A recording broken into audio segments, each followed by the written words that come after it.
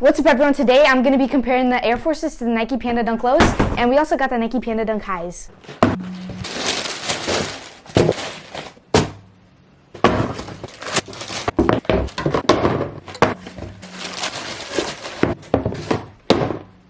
So right here we have three very popular shoes at the moment. These are the Nike Panda Dunk lows, the Nike Panda Dunk highs, and then we got the plain classical Air Forces. And today we're going to be comparing them, reviewing them, and by the end of this video you'll be able to decide which one you like better.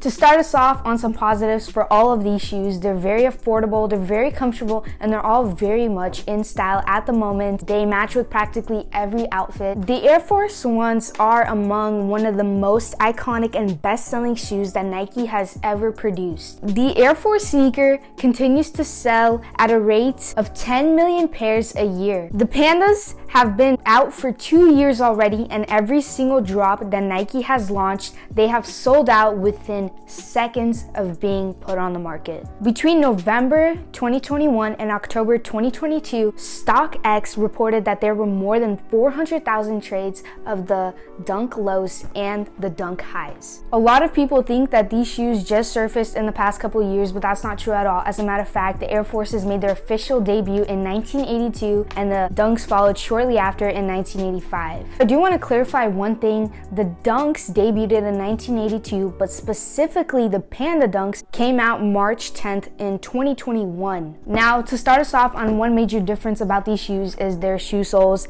The Air Forces are much clearly taller than the Dunks, and that's actually simply because of the fact that the Air Force has Nike Air encapsulated inside of the shoe midsole, and that's where that extra inch of height comes from. Also, compared to the heights, you can tell that it's much different. So talking about that topic of Air being the Air Force One slogan, additionally the tongue label and ankle tabs on all basic pairs of Air Force highs, mids, and lows all say Air on them. You can see on the back of this it says Air.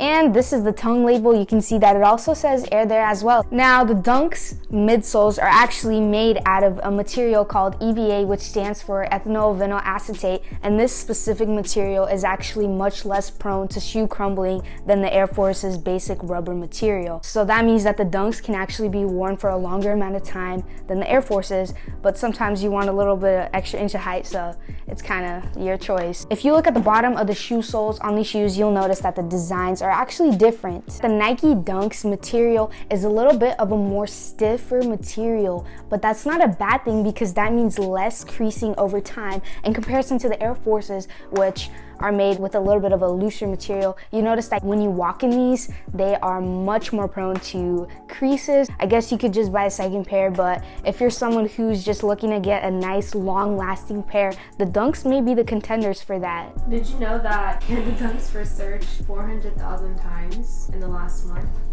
Wow. Another major topic on all three of these shoes is the amount of ankle support. If you look at the Air Forces, you'll notice that they have a higher ankle support than the lows. You can see that major difference right there. You know, it kind of also comes down to personal preference because personally I like the lows. Some people like a lot of ankle support to the point where they get the highs. If you look at a Air Force high ankle support, it is a little bit different. Air Forces tend to have a little piece of Velcro or something like that, while the Dunks are just plain, nothing there. And actually, if you think about the Dunk highs, they do have kind of like a U-shaped cut on the top, which is actually similar to a lot of Jordan mid height, not highs. So that's kind of interesting that they decided to call this a high, not a mid height. Did you know interest in Panda Dunks grew 1,062% this last year? 1,062%. Another major topic is the toe box designs on both of these shoes. The toe boxes may look pretty similar to someone who hasn't paid much attention to them, but if you look really closely,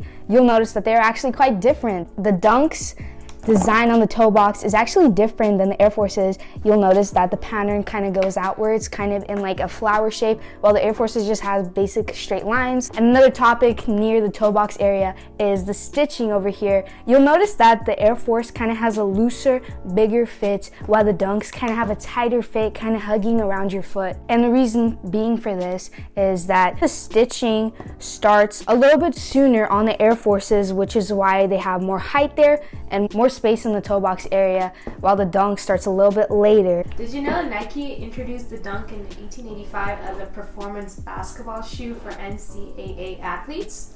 Now, in terms of the colorways, the color designs, and overall the look on these shoes, I can't say much because that comes down to personal preference, but I will say that the Air Force One has over 1,700 designs ever since it came out. That does make this shoe a little bit more customizable. I have seen some crazy Air Forces with flames on them. I have seen all sorts of Air Forces. So if you're a person that really likes to customize their things, the Air Forces might be the shoes for you. Did you know that the Nike Dunk highs dates back to 1985 and the low tops actually came out much later? It actually took Nike 14 years to introduce the Nike Dunk low. Wow, I would think that the lows were the first ones to come out, but it turns out that the highs are the originals in this case. The Nike Dunks and Air Forces have been so popular within the sneaker community that there have been multiple replications made that you can see all over the market. To make sure that you don't fall victim to the replications of these shoes, make sure that the pairs you are buying are truly authentic. Thanks for watching. Make sure to drop a comment below on whether you think the Dunks or the Air Forces are better.